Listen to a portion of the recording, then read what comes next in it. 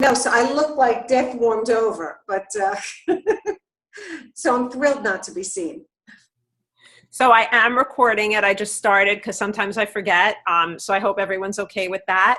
I am going to make it available to a few students who couldn't be here, and so we just have it for posterity so we can look back on it. I might share it with my other section who's not having this video conference with these people. So, okay, we have about 3 more minutes because I said we'll start at 7:30. So you can play around a little. You can do gallery view. You can do speaker view. If you do speaker view, then whoever's talking becomes the biggest square, which is kind of cool. Okay. It just seems to do it naturally. Right now, all I see is your PowerPoint. Oh, okay. Okay, so I'll talk through it, and then I made up a couple of questions, and then we're going to open it to questions from the class, because it's probably more fun to see the students than to see my PowerPoint. Okay. Okay. So what time is it? Let's see. It is 7:28, 2 minutes. I have 7:28. Can anybody hear me? I hear you, Lisa. Okay, just making sure I'm doing the right thing.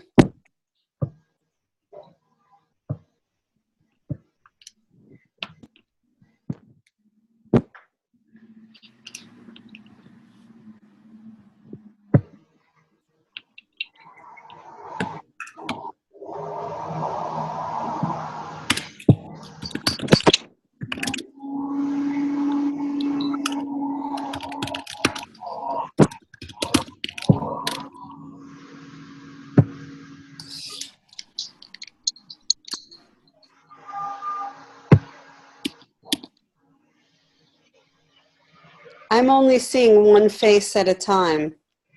Okay. That's because I have the PowerPoint showing. Once it's off, you'll see more. And then if you do speaker view, you'll see 4 at the top, but you can scroll through it. And if you scroll over the picture, you should see their names. Okay. So that'll be fun. It's kind of cool, isn't it?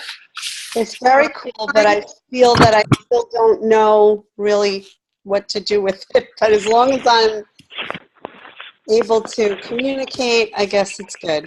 Yeah. Well, I mean, it's a way of conferencing when people can't all be together. I think that's great. Online education, or, companies where they're dealing with international. Right. It's a way for everyone to look at the same document. Here we can all look at this PowerPoint. Cool. And it's cool, like for teachers, it's a nice way to bring in a speaker without causing them to go too much out of their way, Like, I mean, I already feel indebted to all of you for giving me, even a half an hour or an hour of your time. But if you had to make a whole trip into the city, it would be a much bigger deal. So Lisa, now I only see from your nose up.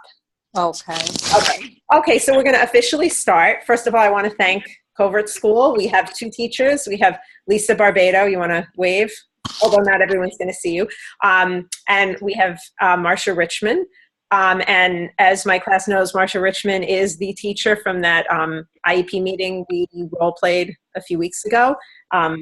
And Lisa Barbado it plays an interesting role in the school. She teaches one of the 2 self-contained classes in the school, but the children in her class spend up to half a day in the regular classes. So I think she'll add an interesting perspective. So I just want to thank you again, my Covert School. So here's a few of the things I want to thank you for enabling my son to get an education when others thought he was not able to learn. And there he is with 101 on a Spanish quiz in middle school. I want to thank you for enabling my children to learn and grow together, because had we accepted the recommendations of New York City, my 2 children never would have gone to the same school, because as I mentioned before, my older son was kicked out of not 1 but 2 neighborhood self-contained segregated classes, the 1211s, and the next step was riding a bus to District 75. And while I'm sure they always would have been close, I don't think they would have been this close if they didn't have the opportunity to go to school together. I want to thank you for the way you make so much time for fun. So somehow Covert manages in 4th grade to do a whole Romeo and Juliet presentation complete with costumes right before the state tests. and for doing so many things where my kids make new friends and have fun while still meeting state standards. So there's my son dressed up for the variety show with his best buddy Damien, and on the other side it's just some kind of year-end picnic, which we seem to have all the time at Covert. Just another picture of happy Covert children for nurturing new talents. So this is my son, who would have been just a complete math and science geek. He's academically on track, but Covert introduced him to the world of dance, and there he is in his dance outfit now for a class he takes outside of school. And also for teaching me so much about education. So I put together a couple of questions based on some of the questions that have come up in class. So I'm just going to I'll show them, and then I'm going to take the screen away so you can see the students. So one of the things that comes up a lot with my students, they're very interested in how you can teach with differentiation without sacrificing content, and how you can reconcile the Common Core standards with this increasingly diverse population of learners. So why don't we start with that? I'm going to stop the share and go to a full screen, so now you can see everybody. And whichever one of you, Marcia or Lisa, wants to start off, that would be great. Lisa, you want to start, or do you want me to start? Sure, I could say a little bit about it. It's interesting because we just did a team teaching lesson in 3rd grade, and we did a New York State standard for social studies. The students are learning about map skills. And the students have certain things that the 3rd grade teacher needed them to know. Being able to see the title of a map, being able to use the compass rose, being able to use symbols to locate things on the map. We did a number of activities. Some activities we used the smartboard, and it was wonderful because my students were able to participate in an interactive way, and the smartboard is very motivating for my students because it's huge and interactive, and they get to go up and press buttons and all of that. But they were working on these map skills.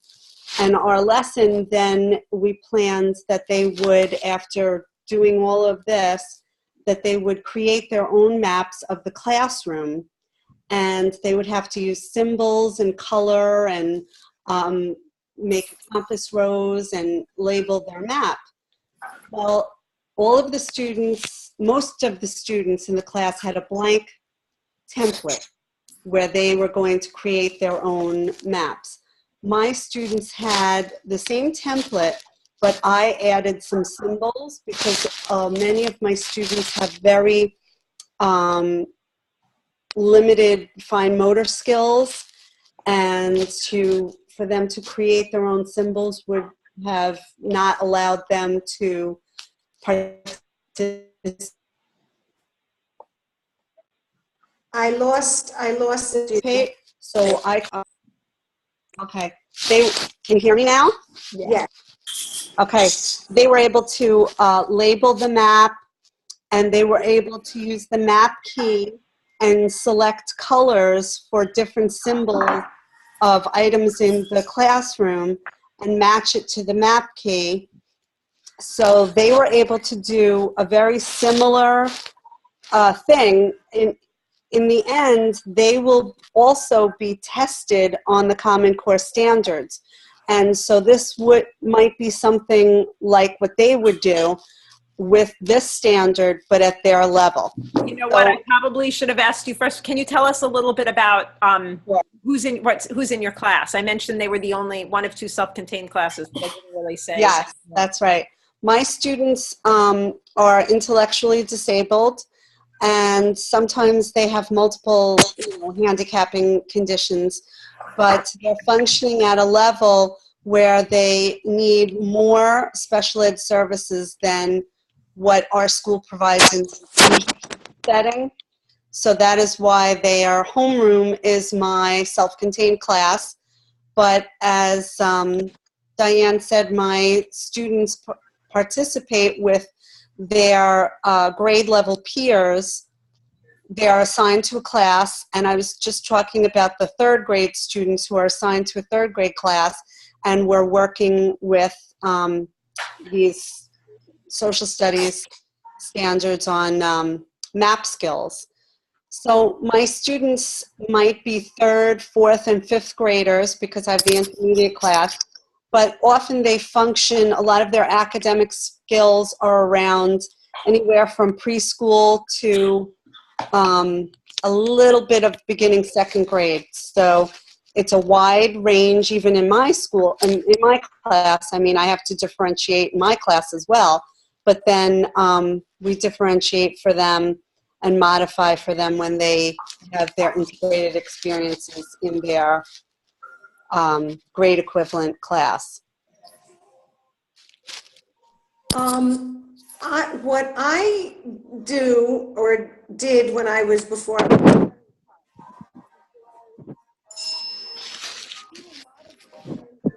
Marcia, we can't hear you for the moment. Okay, let me see. I Now have we can lowered. Now we can hear you. Okay. I did a lot of open-ended assignments. So if you're learning, say about mapping, since Lisa was talking about mapping, if you're doing mapping and you want to integrate it with writing, writing is a really good way to enable children to go to do a topic on their own level. So they can all be working on the same concept, but everybody writes it and is expected to write something on their level, the way in which they express themselves. So one child may conference, and my goal is simply that they have a few sentences down, full sentences that are on the topic and expressing the ideas.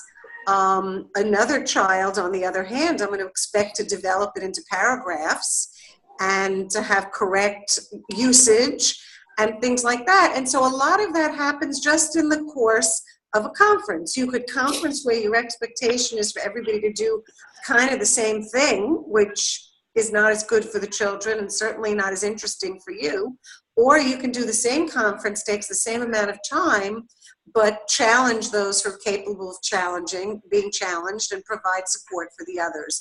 The same really happens in reading, where we might be working on text-to-text connections or any kind of reading comprehension activity, but we do it on differentiated text. So all the guided reading groups would be working on those particular skill sets, but they would be doing it in different texts. So some students would be reading a book that might be a level G, you know, in second grade, that would be your very low readers.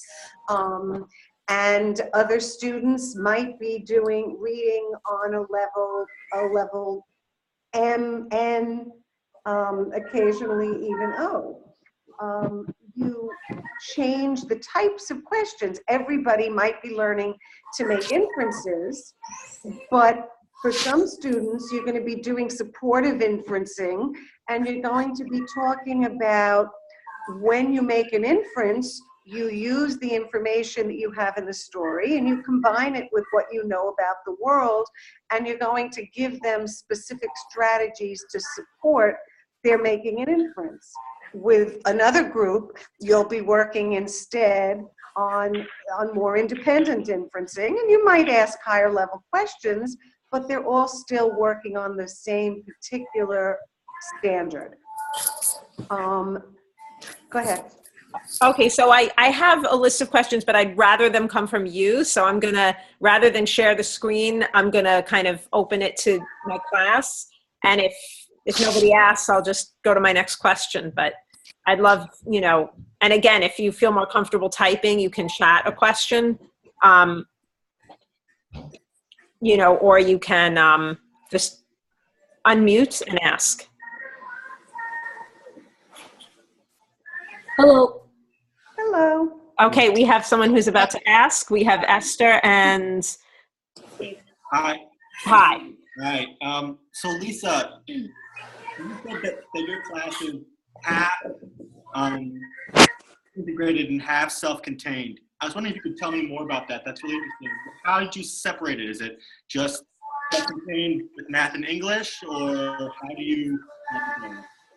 Well, that's why really they call it like the homeroom class. The students for 3rd, 4th, and 5th grade, can you hear me? No? Can you hear me? Yeah. I hear you. So they're in my class for 3rd, 4th, and 5th grade, and I'm responsible for all of their academics. They have integrated experiences depending on, for instance, I have one student who is not integrated for physical education because of his physical limitations that would make going into 5th grade gym dangerous for him. But other than that, he's in chorus, he's in art, he's in, and he goes into the classroom for an academic period. Usually, I will meet with the classroom teacher and we will try to select the academic period.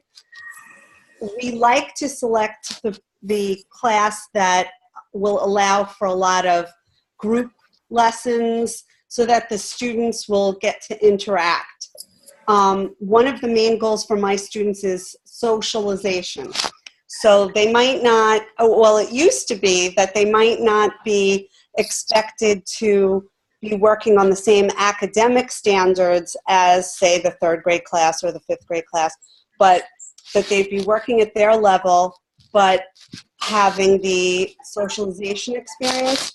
But now that we have the New York State alternate assessment, my students are tested on the academic standards as well. So that's why I love that. And it just so happens this year, often I'll have a teacher assistant and we all meet one day, a 6-day cycle to plan for these integrated experiences.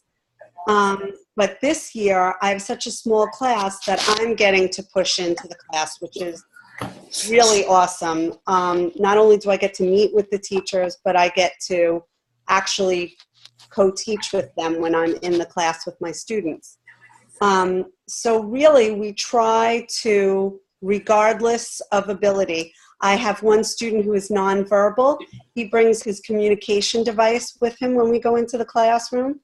I have another student who has had a history of behavioral issues, but one thing that we find with integrated experiences is because they have the students as models, often the students will not exhibit their challenging behaviors in that setting because they are modeling the behaviors that the students in the class are exhibiting. And this one student I have who, he came to me with a BIP, which is a behavioral intervention plan, and he does not use it. He's not needed to use it once. It is the middle of October, and we have not needed to use it when he pushes in to the 3rd grade class at all. So, and it's so wonderful to see the students interact with each other. And I get to see them interact not only in the classroom, but then again in art, in music, and in gym. And whenever there is a need for partnering, my students are like the celebrities. They're like the people that most often have volunteers to be their partners. So it's just a beautiful thing. I also have the one student I was talking about who does not participate in gym because of his physical limitations. His friends know him so well that at recess, they might be playing soccer, and this happened the other day. They were playing soccer on the field, and they saw him walking by, and the whole group decided that they were going to slow down and invite him to kick a goal, and everyone knew that they were going to be careful, not to block him and things so that he wouldn't fall down. And he was able to kick a goal, and everybody cheered for him. It was such a wonderful thing. We wished that we caught it on tape because it was so beautiful, and it was all orchestrated by the students that are his friends. And so I am walking by, and decided to invite him to participate in the soccer game that they were playing. Wow. So I love doing what I do, and I really love the interaction most of all. I lost view of everyone, but I hope everyone can still hear me. We can hear you. So we have one question and we have someone with a hand raised. So the question was up there first. So we're going to go to Shari's question. Shari has it up, so we'll see you next. So Shari asked, what are some of the most difficult situations that you have to deal with? How do you find a solution? For me?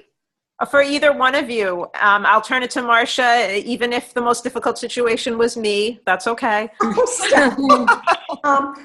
I think that the main thing to realize is that any difficult situation is handled best through collaboration. So if it were a difficult situation with a parent, I think that we collaborate and work through it and talk about it. If it's a situation with a student, you get the team on board. You talk with people, because very often you're deeply into a situation and you're not seeing the forest for the trees.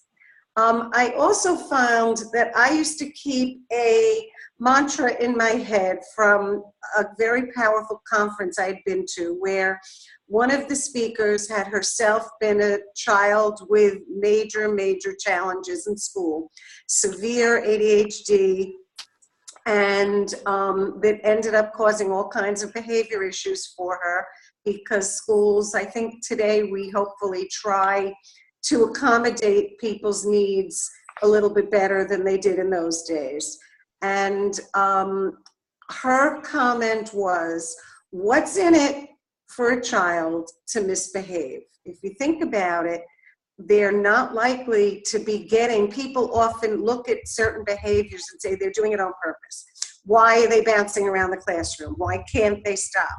And she just said that what she tries to think about now as a teacher is, if they could do better, they would do better. And when I found myself feeling challenged about a particular child's needs, or in any way, whether it was academic, whether it was behavioral, emotional, whatever it was, if I found myself losing it during the course of a day, and I would just kind of say to myself, if they could do better, they would do better. For me, that worked tremendously. It was like taking a deep breath and having 5 minutes. Just that little saying reminded me, keep it together, keep it all in perspective.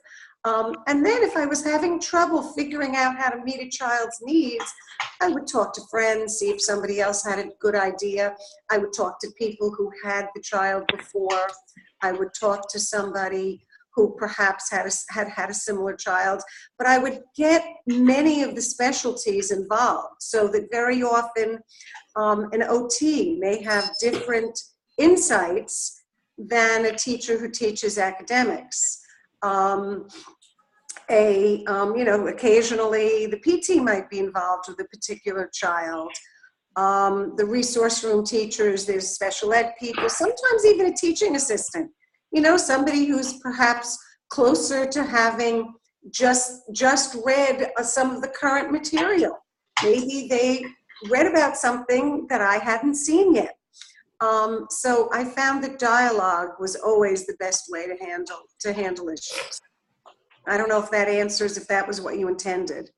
No, yeah, I think that's a good answer. I guess communication is important in any situation, and so that seems to be probably the only way that you can, a lot of times it's just communicating with whoever. So I think that's good advice, and I think that's good advice about the children misbehaving. Evil. I wanted to add to what Marcia was saying. Another resource we have that I know we've been using in our school last year and this year is that there is also a behavioral specialist that's available for teachers to meet with, and the team really to meet with if there is a particular problem with behavior. And then in what I was referring to before is a behavior intervention plan. If things get so severe Then they put a behavior intervention plan in place, and it's something that goes with the child everywhere. So when the child is in the general education class, or if they go to speech or whatever, everyone is on the same page, knows the language that they use, because often if one teacher is using different language, for instance, calling it a different thing, or giving the child different consequences, or giving them different motivation, it gets confusing for the child. But if everyone is on the same page and they know, and just like any behavior plan, I'm sure you're learning in school that you have to make sure your expectations for the child are very clear, and the just to simplify the words, the rewards and the consequences are very clear for complying or not complying with the structure in the classroom. So, and it's important to know, for instance, students might have a behavior checklist. I know that last year I had a student that had difficulty when he first went into 5th grade. He wasn't used to having he came from a school district where he was not integrated and did not have any experience. So at first the lessons he would want to phase out and not listen to what was going on because it was a little bit difficult, and then he'd act out because he really didn't know what was expected of him, and he would act out. He would either like push things off people's desks or yell in the middle of the lesson. So what we did is quickly make a behavior chart for him, and there were certain activities he loved to do. One was listening to music. Another might be having a sensory break. And then this kind of goes into what someone else asked about the increase of autism spectrum disorder.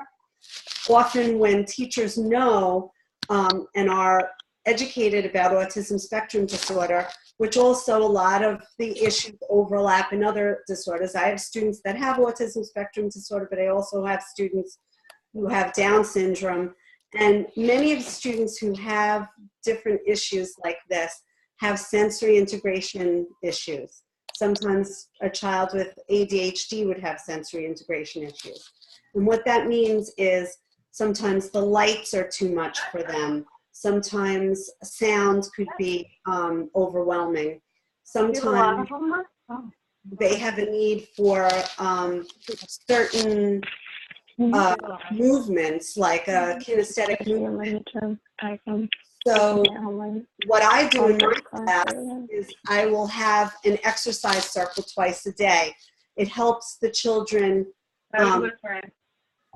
integrate and feel body and space. It helps them get ready to focus. And knowing these things, you could have like a toolbox for your student that you're working with. They might need breaks. They might need physical breaks. They might need another student that I have where lights pose a difficulty. We allow him to wear a cap in class so that the brim of the cap kind of gives him a little shade, and he's not bothered by the lights so much. But knowing all of these things and knowing your students will allow, and like Marcia said, things happen for a reason. Sometimes it's the work is too overwhelming. Sometimes it's a sensory issue in the classroom. And when you work with a behavioral specialist and they can help you narrow down what the issue is for the child that's causing them to behave a certain way or present a certain behavior, you can then, there are limitless things. With that student that I was talking about, we used the chart, and within 2 weeks, he did not need the chart anymore. He was participating in class, but what the chart did was allow him to know what he was expected to do. I had pictures of keeping his hands to himself and pictures of keeping a quiet mouth. And during interval times while he was in the lesson in 5th grade, we would check in. Are your hands to yourself? Are you keeping quiet when the teacher's talking or whatever? And he would get a check. And then if he got all 4 checks at the end of the lesson, he got to pick one of his breaks from the book, which could be listening to music, playing with Play-Doh, jumping on the trampoline in the OT room. So those kind of things are different ways that you can help keep the child's behavior in the classroom. Okay, I know Ari had his One of- hand up oh. a while ago. Can we just give him a chance? So you have to unmute. Okay. Okay, so with all the resources and experience that you guys have with collaboration and stuff, have you ever come across a student that even with all the additional support that you genuinely didn't think that you could handle in the school and had to maybe send to a special school? And if you did, or even if you didn't, like where would you sort of see drawing that line, if you have to at all, to send those students? I never experienced that personally, but I do remember a time in our school when a student was removed and put in a self-contained class in another building. We didn't have the self-contained class at that point. It was for behavioral issues. It was a long time ago. Things were very different. Rockville Center really does try to keep kids included. There are sometimes parents who prefer, I remember a particular parent who preferred that the child be sent to a different placement. It wasn't a child I had. Again, I just remember the situation in the school.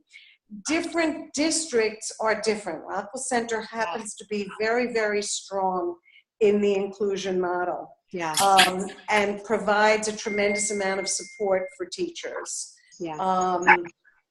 Other districts do not provide as much. I can say that my experience has been that if you keep your attitude positive, if your behavior plans or even if you don't need a formal behavior plan, just your interactions or what you expect the child to do, not what you don't expect the child to do, I found that you're, for most of the time, very successful. Often teachers will say things like behave. And if you talk to especially young children, even older children, I've even in Math Olympiads, I would sort of, give kids a look. It was just a club, so there wasn't time to do huge amounts of dialogue. But if the kids would get silly, they would say something. And every once in a while, I'd say, what do you think I want you to do? And they'd say, behave. And I'd say, well, what does that look like? Kids don't really know some of the words that we take for granted. They don't have an operational definition of what that looks like and what that means. So you have to try for yourself, breaking things down to figure out where is the problem. And I found that the problem often was in operationalizing the definition of behave. Just, we all think, parents say behave. Everybody in the world says behave. What does it look like when you're behaving? So for some children, kids who had a hard time paying attention, I might have them having, a similar thing to what Lisa was describing, that I made up myself, where just, I kind of give them a look and say, check off if you're listening. Another student, actually, this was one of Diane's sons, was having difficulty paying attention, and the speech teacher had a wonderful idea. He was a fantastic writer, loved to write, loved information, and she suggested that we have him be my note taker to kind of keep track of what was happening in a lesson, so that I was giving him a real reason that made sense to him to pay attention. He was helping me, not only helping himself. It solved the problem again, just as Lisa said before, 2 weeks. I would say this was 3 days. And all of a sudden he had grasped what paying attention looked like. And so after that, if he wasn't paying attention at some point, I could say to him, would taking notes help you? Would you like to do that? So that we had a tool. Again, same kind of thing that Lisa said. We just had a tool bag at our disposal. And then he won the handwriting award at the end of the year. He got some writing letters so neatly. But it's a matter of being creative and realizing that different people think differently. And so that particular one, I would not have thought of. I had thought of many, many things for over the years for kids with attentional issues. That was one I hadn't thought of. So the main thing is to take assistance where it comes and to be open to it. I recently had an experience with one of my students that I tutor where the mother asked me to call the teachers, and she asked them to speak to me, and the teachers wouldn't do more than email. And they were very uncommunicative and felt threatened. Now, I explained to them that I wasn't, it was not Rockville Centre, so it wasn't a district where they knew me. But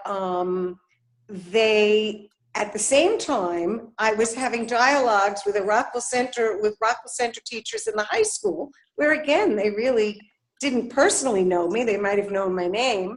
And they were not only willing to talk to me, but they were emailing me sometimes hourly with reports. It got to the point where it was almost like, okay, enough, it was fantastic. And we really figured out ways, we worked together and figured out a way, I realize I'm cutting out again, I'll stretch my arms again. Figured out a way to come up with a system that would help this kid's executive function, because that was his issue. So the main thing is be open to all the resources that come your way. You never know who's going to make the difference for that particular child.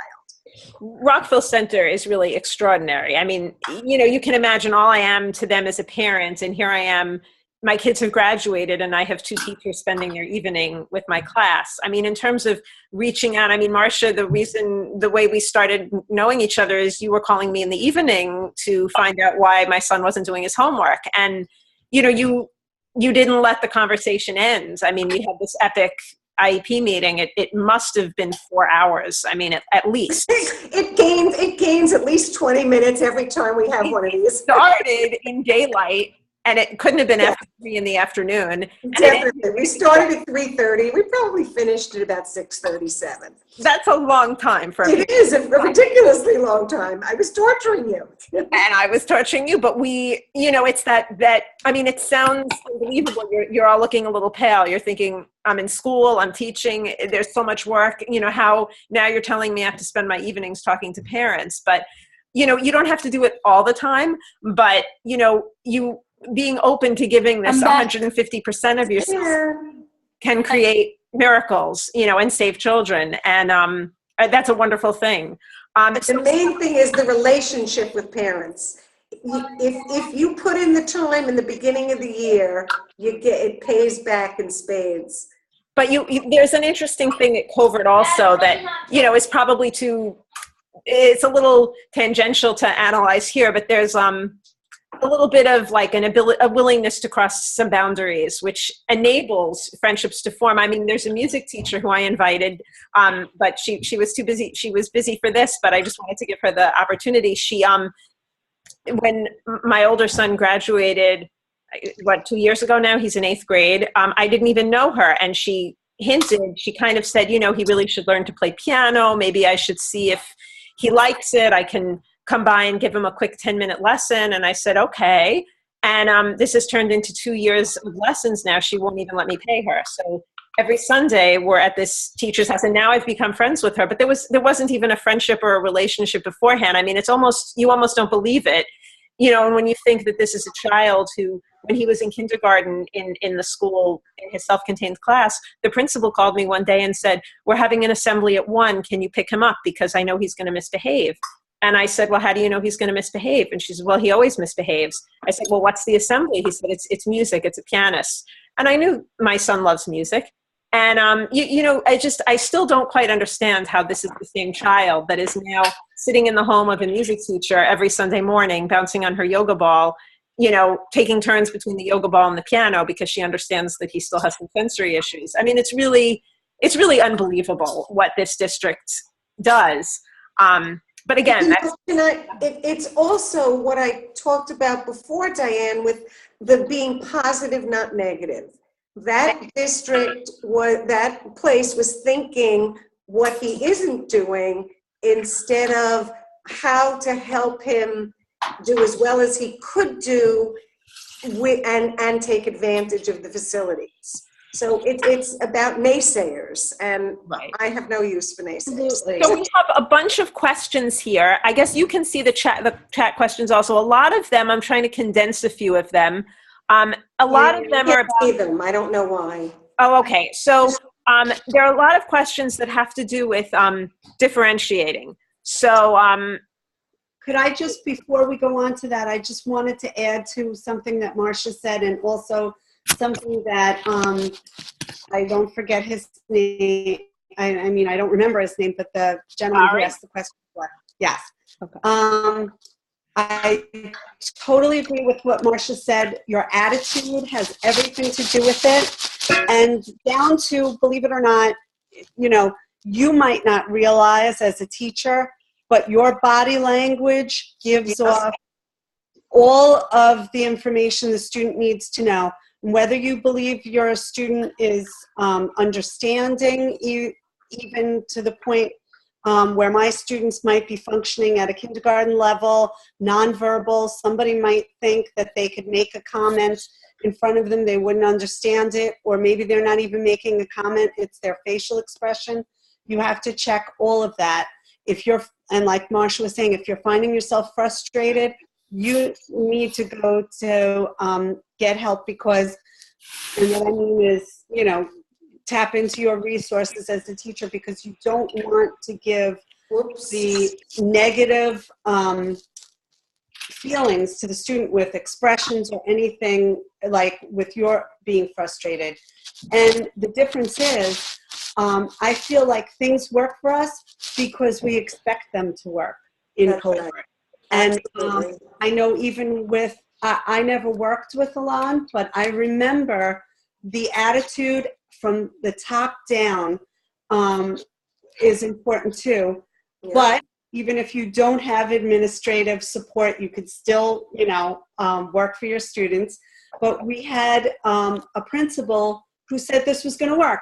And when everybody's saying this is going to work, that's just what will happen. And everybody will continue to be creative and come up with different things to add, like the toolbox we were talking about.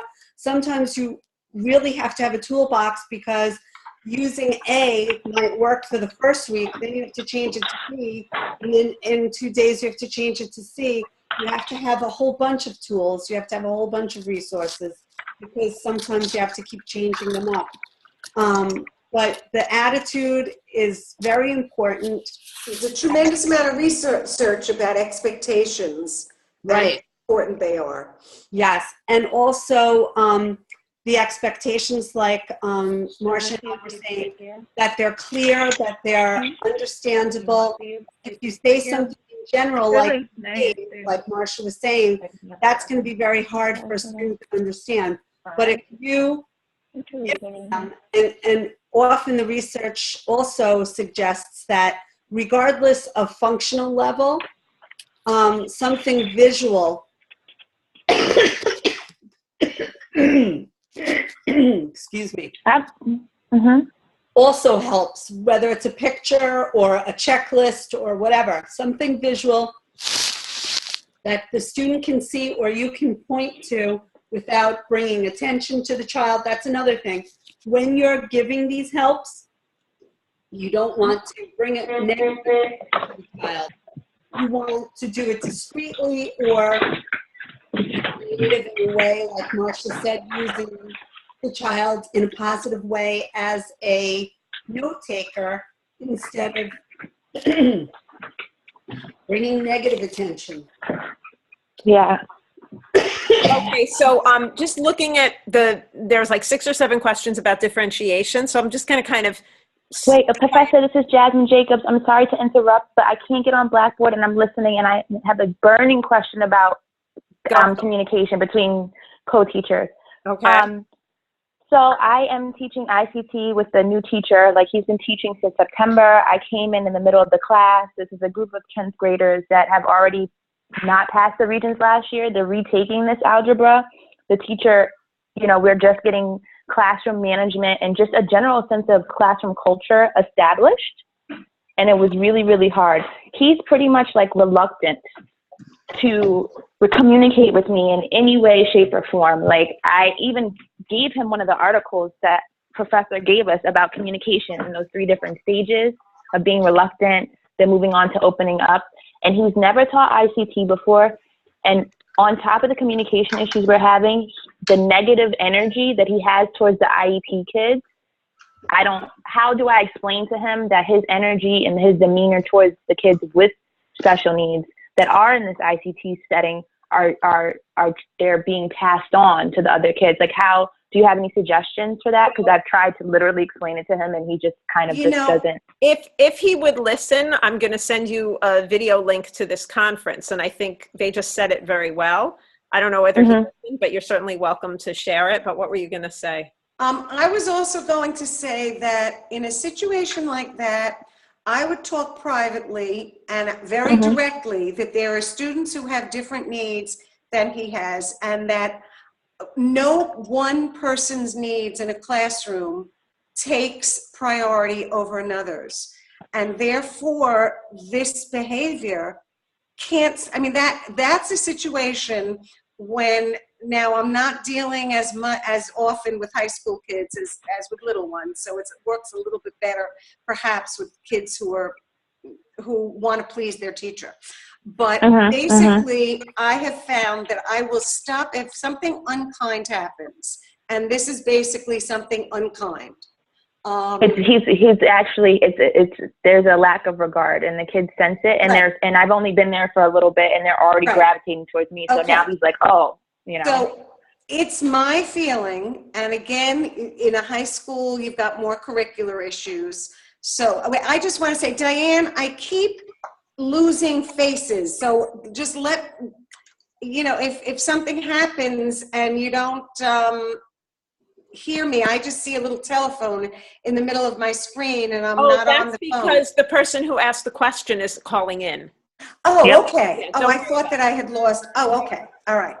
I used to find that you can best communicate to students by showing them what it is that's your priority.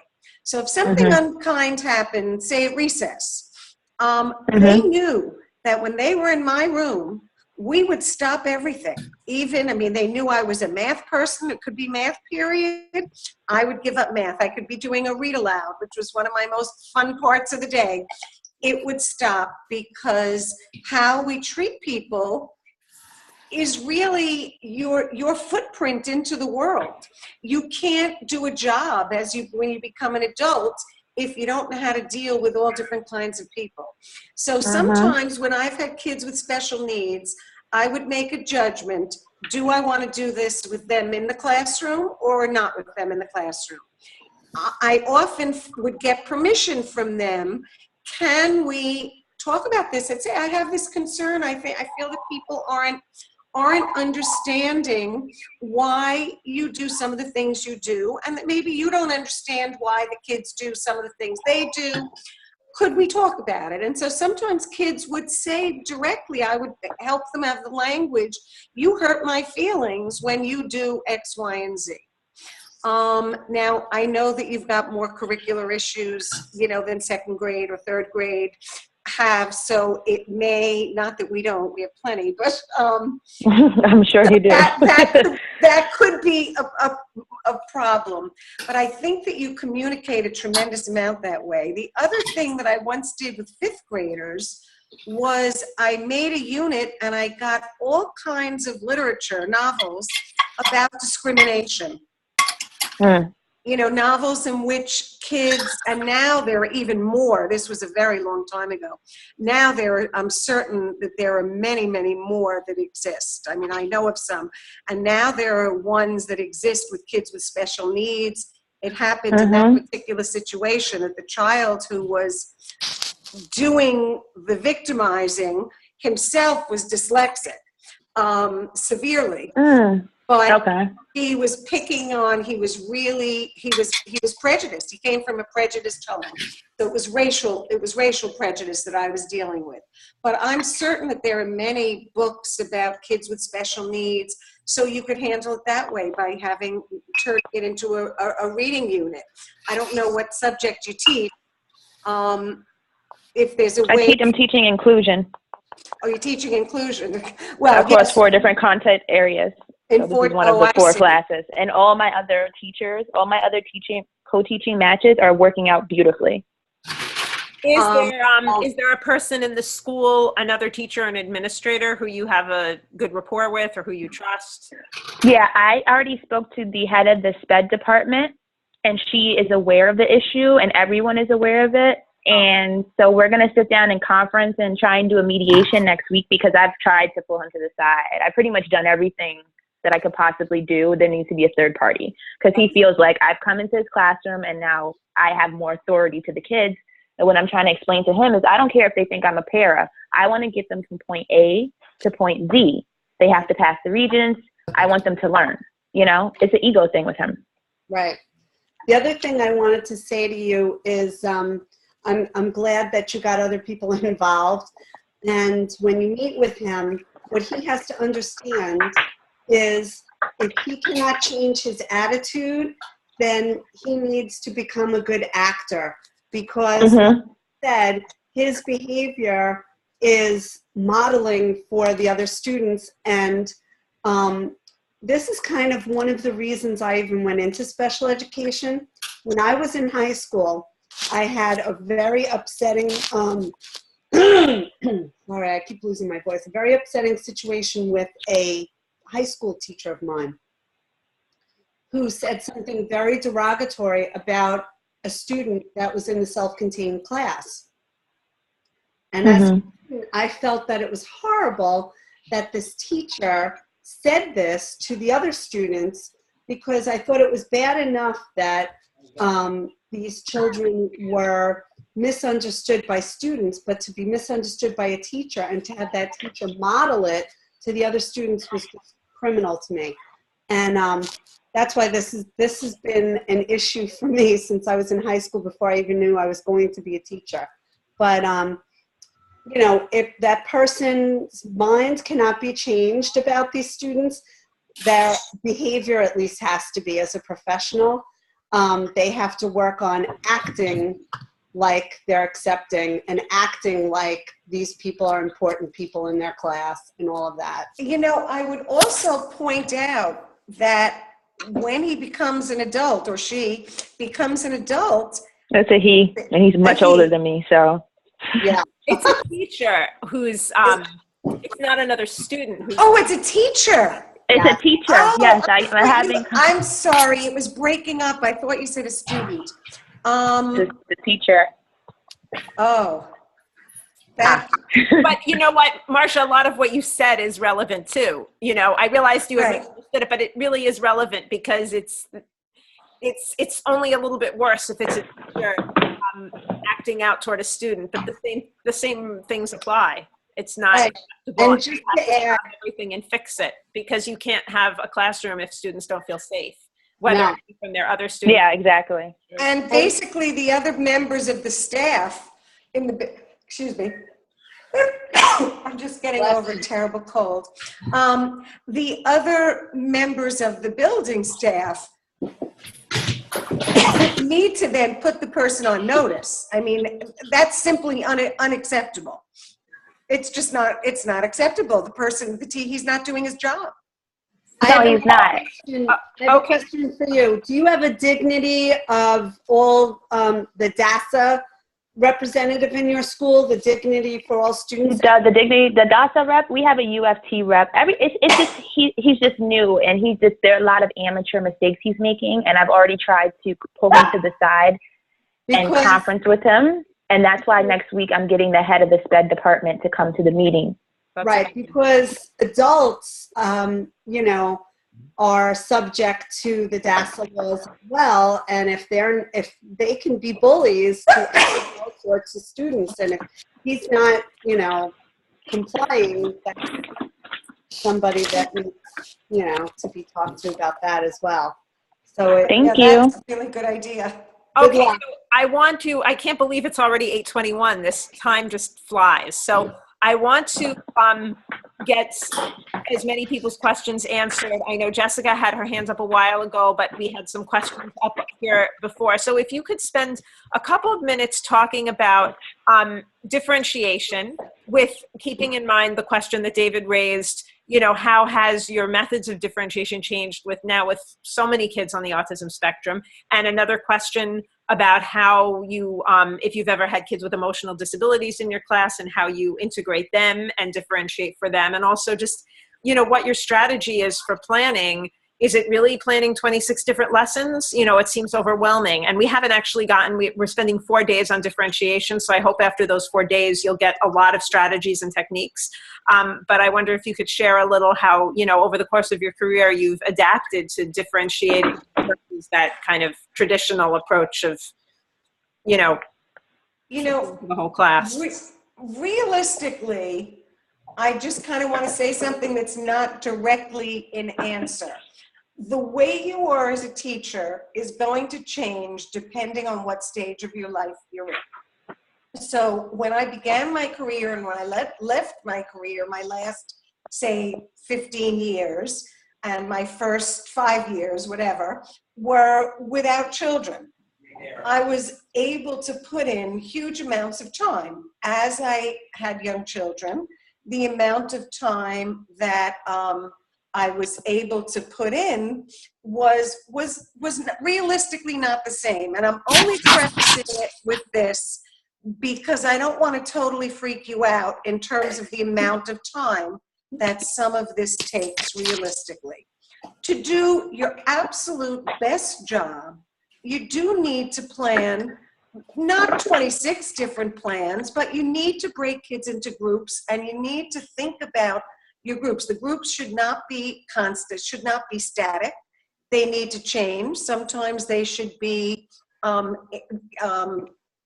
most of the times they should be heterogeneous. Sometimes they'll be group pairs of kids. I spent a great deal of time planning groups so that kids, depending on what lesson I was doing, kids were working in partnerships or triplets or larger groups, depending whether it was my teaching that group or whether it was children implementing something that they had learned and getting help. I did the same thing when I was planning the tables, how kids were going to sit in the classroom.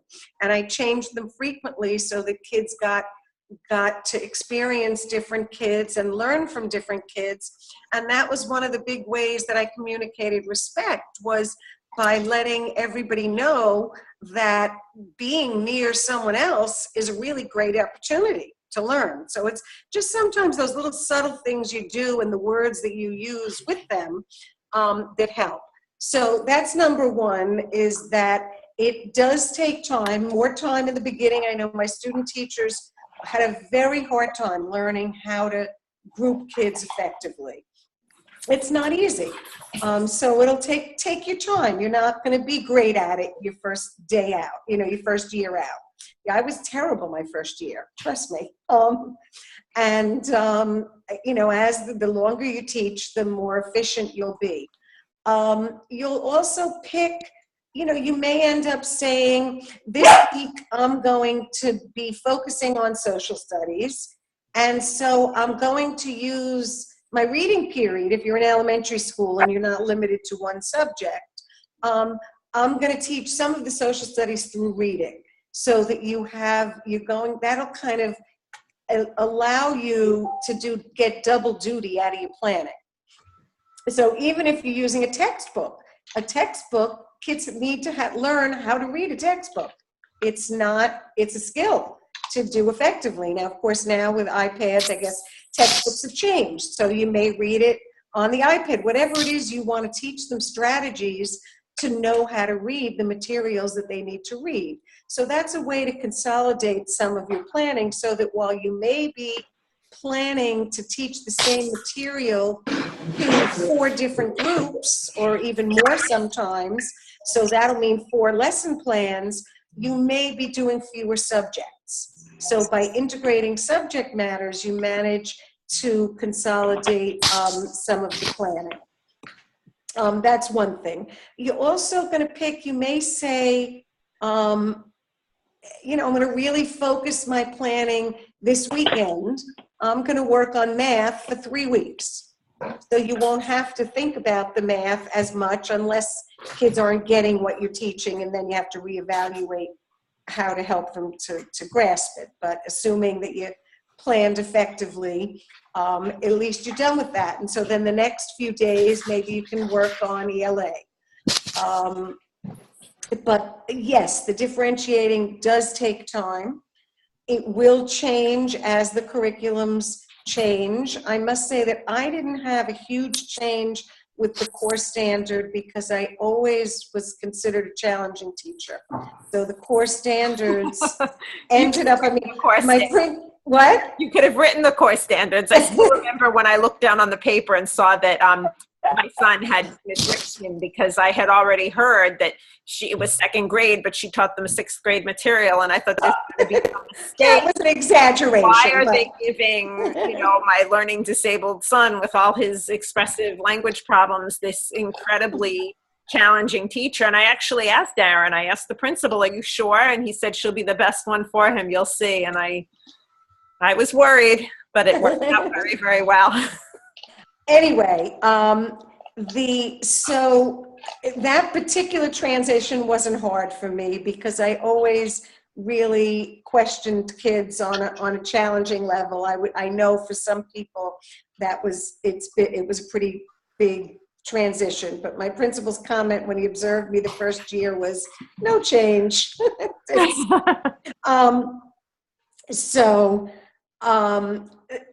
Those are the things, but the differentiating, again, it depends on the kids you have. It's hard to answer the question with any specificity because it really depends on the specific needs. Very often, my differentiation, somebody asked about emotional needs. My differentiating revolved around how was I going to meet the emotional needs of a particular child.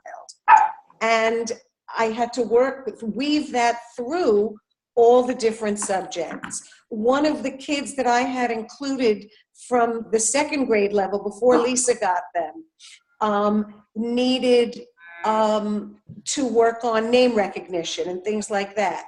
So we built in, I used to have something that I did called Compliments in Web.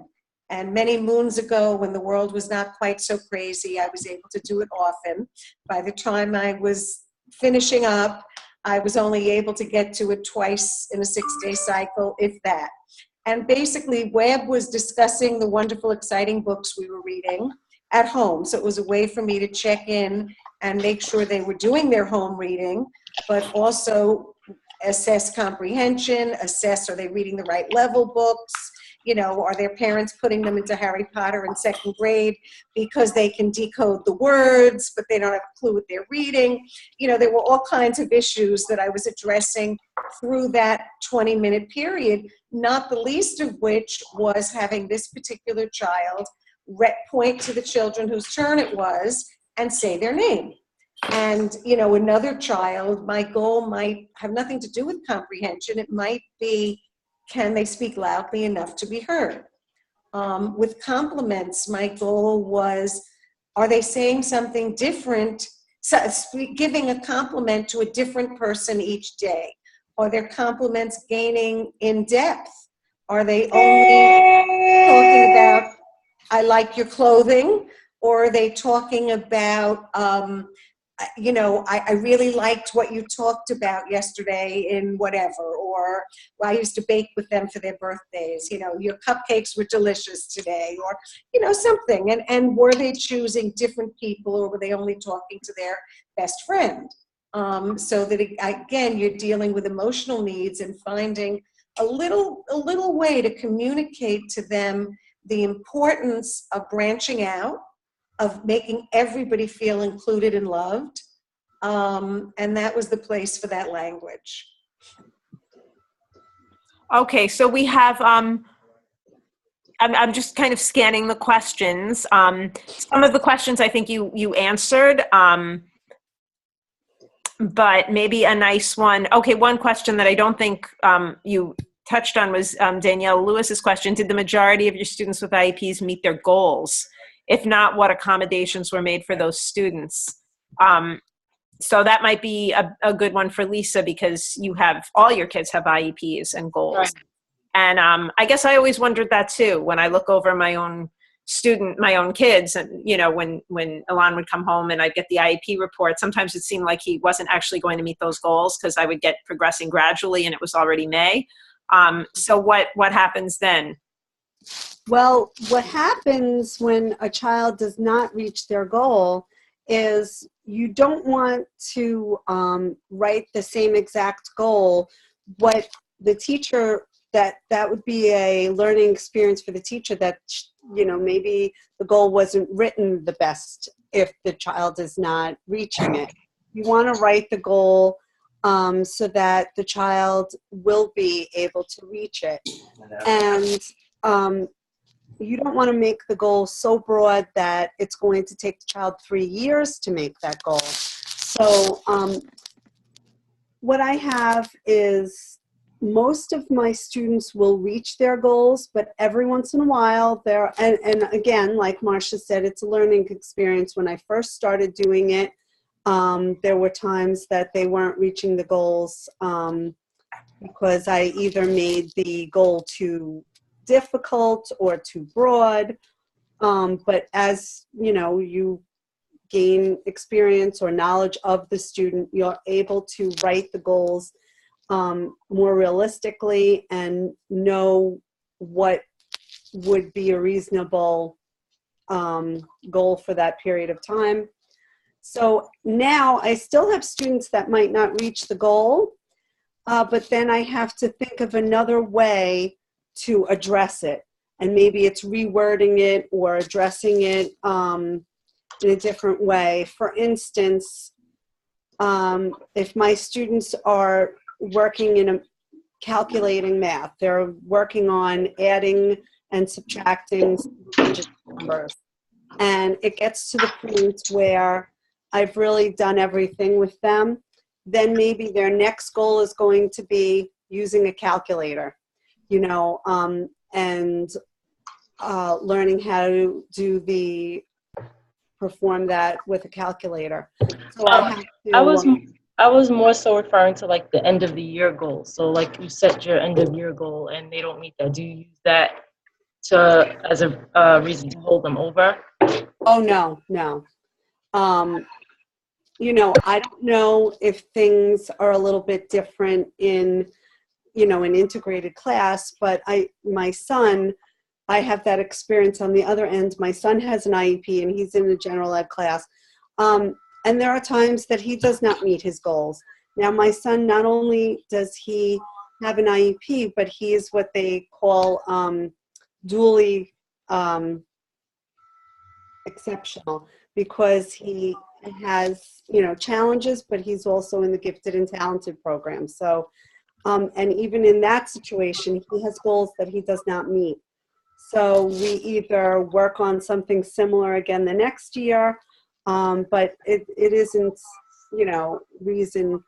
It all depends on what it is. If the child continually moves through, but still, you know, moves through the grades, but still really doesn't have the basic skills, then you might want to look at whether they're really being, you know, progressing through the grades and it's appropriate for them or not.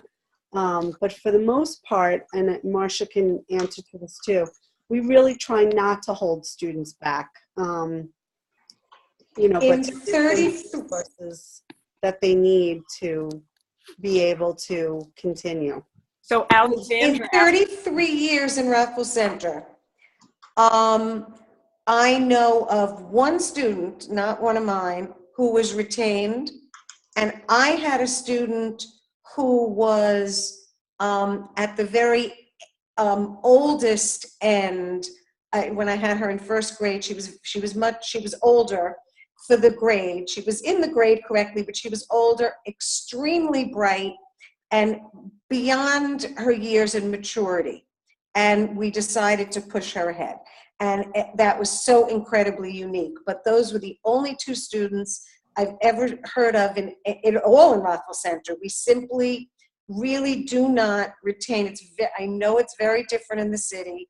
And I think that a lot of it boils down again to expectations and seeing the glass as half full, not half empty. So retention isn't a discussion that would even come up 99% of the time. Right. In Rockville Center. So Alexandra asked a question. She says, what happens when a child says, I have an IEP, I do not need to do work because I will move forward to the next grade anyway? I had a student say this a few weeks ago. He is aware of promotional criteria. What grade is that? What grade is he in? You're muted. Can you unmute, Alexandra? Yeah, sorry. Okay, so I teach 6th grade social studies and 7th grade social studies in the city, and a lot of the time, by the time they get into 7th grade, they have learned that, like, they've been told, however way, that they're going to get promoted anyway, and if they don't take the test, or like if they take the test and they don't pass, like they're still going to move on to next grade, and that they can't fail essentially because their promotion criteria is like 25-30% of the work. It's just been like kind of an issue with our students because unfortunately some of them just have that idea in their head, and I don't really know what to do with it because it's like really lack of motivation and it's kind of frustrating. Yeah. Can you use other kinds of rationales instead of having the grades be the motivator? Right. Can you come up with something, a pizza party or? Yeah, I've been working with them in that respect, but I find that it's just like, it's just distracting, and I don't know how to, I know that there's so many other motivations, and I usually do use them in the classroom. I just was curious, how you, and also kind of how you felt about the promotional criteria, because if a student, I have kids that I teach now that are in 6th grade that can't read, and they keep getting pushed forward, and they have 1st grade kindergarten reading level, and they're in 6th grade in an inclusion class, and it's like I'm struggling with them in general just to get them to decode sight words.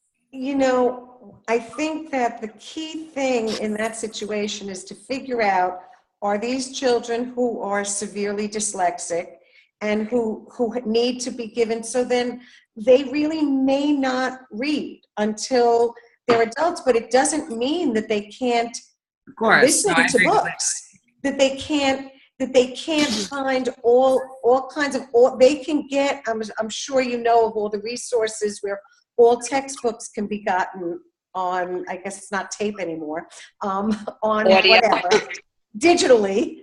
Right. So there's no reason why reading should be the only promotional criteria. That's not fair. I understand. Because these kids, what? Well, the other thing I want to say about that is, okay, they're in 6th grade and they're on a 1st grade reading level. We don't feel that it would be appropriate for them, to be in that grade level because that's their reading level. Well, it's math too. It's like they're a low functioning level all across the board. It's not just reading. That was just an example. Right, but I'm just saying, even with that, I mean, I'm sure they know, and they probably a little bit has to do with their self-esteem about the whole issue too. And if they were held back and working at their level, they would feel even worse. If you think about it that way, they would be like, I'm an 11-year-old reading a kindergarten story, it's not motivating to them. So I'm sure that has a lot to do with them not wanting to do the work either. They probably know they're not going to be successful, and they're using it as an excuse not to do it. But, it does sound like what Marcia said, that maybe some other resources need to be used that aren't being looked into, like something very surprising that I recently heard about is sometimes people get visual training, and even though it's not like they have a vision, they might not even wear glasses. It might not be seeming to us who are not professionals in that area, but believe it or not, with that training, it sometimes helps language and expressive language. And it seems to us, like on the surface, not to have a connection, but it does. So there might be other things that they need, but the answer isn't always holding them back, because you want to be with the same age peers, Right. and you want to be encouraging them to be in that age group, maturity-wise, work-wise. And they might, like Marcia said, they might never read past a certain grade level, even as an adult, but if you could get them to the literacy level, then at least they could read a newspaper, they could read, street signs, things like that. So, but they can also participate in discussions Right. of Right. higher level books, because very often kids who are truly dyslexic are extremely bright. They just see the world differently. They tend to see the world through pictures. So sometimes kids like that can be given information through blueprints or arrow roads or other kinds of visual stimuli, plus, of course, the auditory.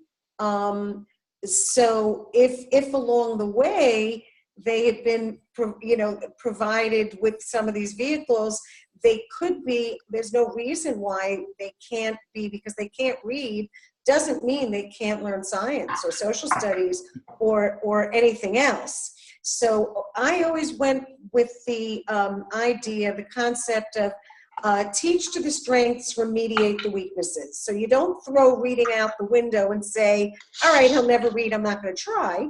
You still continue teaching them strategies, try all the new ways that come out, because doing the same old thing hasn't worked, so try something new. But if for example, when I've had, I'm thinking of one student in particular who I worked with and then I tutored for many years. He was really a smart kid. So I would never, he was pulled out for resource room some of the time. He was in my class, but he had resource room. And I made sure that we never did science or social studies, which were his strengths and his loves, when he was out of the room. I mean, just that little bit of consideration enabled him to have tremendous respect from the kids, because he always had something intelligent to say in those subjects, and he could be the leader during those times. So that kind of kept his ego up. And at the same time, the resource room teacher, myself, all of us were working on every different strategy we could try to get him to learn how to read. And when I stopped tutoring him, he was reading, he was going into middle school, and he wanted a tutor who he saw as more grown up, for a more grown up kid. I could understand that. So he was reading probably on a second grade level at that point. I don't know what's happened. I actually have on my list to call his mother, because I'm really kind of curious as to how he's doing. But so just that might help. Sometimes if you interest kids, not through something that's hard for them, but you find something, that one thing they really might want to read about, they might, or listen about, they might decide to do the work. I know it's a challenging situation once they're in middle school. Yeah. Okay, I want to let you go, because I think I told you a lot shorter than this, but the class, you were wonderful coming up with questions, and you, Marcia and Lisa, were great at giving us your expertise, your wisdom, your experiences. It was really wonderful. So I want to thank you all. I have two guests who want to say hello. I know they said hello to Lisa yesterday, but two people want to say hello to Marcia. And it's time my class meets the people I love so much about, I guess. So here we have Elan. Hello. And Aaron. Yo. Hey guys, I miss you. How are you? Good. Yeah. And we totally treat our mom like we are teenagers. Oh, I know you do that. You've been doing that for a while. One second, I was playing with toys. The other second, I was graduating Covert Elementary School. That's right. That's it. And the tears were running down your mom's face. Were they? Oh, yeah. Anyway, so Yeah, they want to was thank crying you, about and I want to thank you, because you really changed the lives of these two boys. I don't know where we would be without you, Marcia, and Lisa, without everyone like you at Covert. It was really amazing. And every time I hear you speak, I learn things that I will turn around tomorrow in my own classroom. And, you know, for all the classes I took and all the books I've read, I learned so much from you. So of them? it's a program. Isn't it cool? We can Skype Yeah. all of them. So I hope you Yeah, enjoyed. how do you do that, Mom? I'll show you in a minute. So I wanted to tell my class that I put an optional discussion board up for tonight. I made it optional because you've already participated by coming, and I know your projects are due tonight. But if you have questions that didn't get answered, and I You give them apologize if I missed a homework? question. Of course I do. I apologize if I missed a question. You could go onto the discussion board tonight and leave a question. You could leave it any time this week or next week. I'll keep checking it. If I don't know the answer, I will forward it to Marcia or Lisa. They've always been very good about, you know, responding. Yes, if anybody, you know, if we didn't fully answer a question or somebody has a follow-up question or a different question, they can feel free to email me. I'm happy to answer anything. And if anyone is interested in Covert School and wants to come and visit, any one of my students or friends has an open invitation from the principal. It's a wonderful school. If anyone's looking to be a TA, that seems to be the only way you can ever get into the school, to be a TA or to sub. But it's a wonderful school. If you want to see more about, you know, how inclusion really works in a perfect world, this is the place to come. And then maybe you can turnkey it a little in your own school when you go back. So I want to really thank you, and I hope I see you soon. Lisa, I'll probably stop by and give you a little thank you something. Oh, and Aaron wants to Don't be silly, but you can also give student, you know, you can have students contact me through email as well if they have questions for me. That's great. Thank you so much. No So problem. we will see you soon. You really went above and beyond. So for those of you who are here, I have recorded it. I'll get it up onto Blackboard by tomorrow. If anyone's not here, if your friends missed it, just let them know they can check in and watch it, and then let me know that they did. So thank you so much. Thank you. Okay, so we will. You're very welcome. Bye. Great to see you. Bye-bye. I hope we'll get together soon. Okay, take care. Wait, Bye-bye. what about this? Bye. Take care.